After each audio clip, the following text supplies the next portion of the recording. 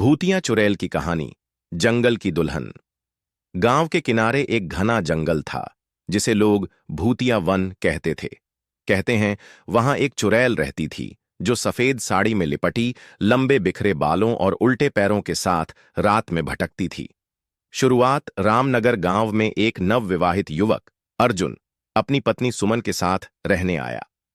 गांव वालों ने उसे समझाया कि रात में जंगल की ओर मत जाना, लेकिन अर्जुन को इन बातों पर यकीन नहीं था। भयावह मुठभेड़। एक रात अर्जुन देर तक खेतों में काम कर रहा था। अचानक उसने जंगल से किसी के रोने की आवाज सुनी। जिज्ञासावश वह आवाज की ओर बढ़ा। जैसे ही वह गहरी झाड़ियों के पास पहुंचा, उसने देखा एक औरत सफेद साड़ी में लहराते बालों के साथ पीठ मोड़कर खड़ी थी। कौन हो तुम?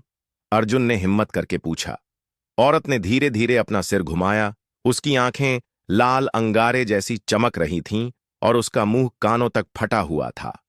अर्जुन की रूह कांप गई। वह पीछे हटने लगा, लेकिन उसके पैर जैसे जमीन में जम गए थे। डरावना खुलासा। गांव वालों ने अर्जुन की चीखें सुनी और दौड़ते हुए वहां पहुंचे। लेकिन अर्जुन बेहोश पड़ा था और चुड़ैल गायब थी।